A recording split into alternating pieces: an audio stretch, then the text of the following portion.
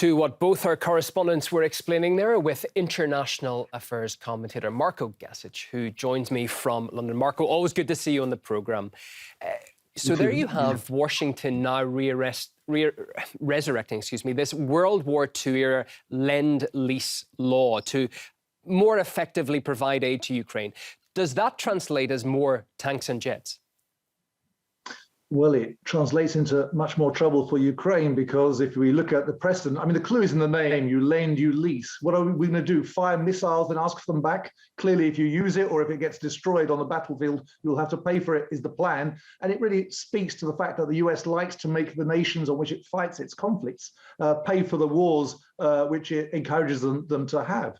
The previous historical parallel that occurs to me is the UK. Great Britain in the Second World War was a beneficiary, in inverted commas, of the Lend-Lease Act, which basically gave it about 50 destroyers from the US and meant that it had to pay for it for decades later, including with a loss of its East Asian territories. So this Lend-Lease Act is basically a hidden extortion from the poorest country in Europe, which Ukraine already is, thanks to the combined efforts of the oligarchs in the 90s and the neoliberal Westerners in the 2000s to take as much as they could from Ukraine, which has left it with a gross domestic product lower than that of Sudan, and it will leave generations of Ukrainians, young Ukrainians, having to pay for this mess which the US has encouraged it into. It's intriguing, isn't it? The US established the Lend-Lease law to help states fight against Nazi Germany, but it's using it now to support a country with a well-documented problem with nationalists. Why do you think they are resurrecting it now? What does Washington get from it? Essentially, it's trying to monetize its giving of weaponry to the Ukrainians. First off, Washington does not want the Ukrainians to reach a deal with the Russians. It wants quagmire. It wants this war to last for as long as possible. And for that reason, it's encouraging the Ukrainians to take the war option instead of the negotiation option. But along the way, the US will want any weapons that it gives to be paid for by those same Ukrainians who've fallen for the line that they should fight rather than discuss the future. So that's what this is about.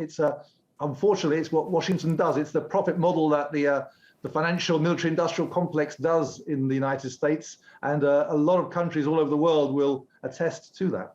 As our correspondent was just going through earlier, Marco, NATO plans to send more arms, including heavy weapons, to Kiev.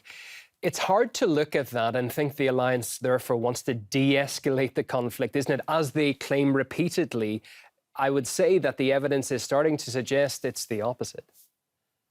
Well, yes, indeed, escalation is the US intention. As they said, Putin must fail in Ukraine, which basically means that no negotiated solution acceptable to the Russians will be allowed. And if Zelensky is so foolish as to try to actually bring peace, which he was elected on the basis of promising, then he might find himself curiously assassinated and made a martyr of after his passing, because they will not allow him to project a peace that the US doesn't want. The US is behind this. It has an alliance with extreme neo-Nazi radicals within Ukraine itself, who act as the enforcers of the US will over there. So Zelensky has all the freedom of a NATO gun pointed at his head, not at the Russian head.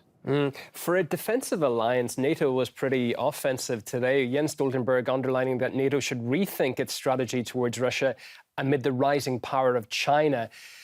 Is that kind of talk, that kind of division, not just going to pit East against West again? And we know what happened last time. I think that NATO's problem is that it has effectively or rather the Washington problem is that it's basically brought Russia and China together in increasing solidarity, because it threatens them both. It threatens really all the interests of the world beyond the Western alliance and its immediate acolytes. So NATO powers would definitely like to row out of this situation, but unfortunately there seems to be no way, because there's no way that the Chinese will simply abandon the Russians when they know that they'll be next in the US game plan. So essentially the US has created its own problem from hell in the geopolitical sense. Marco, thanks for your time this Thursday. Always appreciate it. Marco Gasic, international affairs commentator, live on RT. Thank you. Now, there's a growing voice among Europeans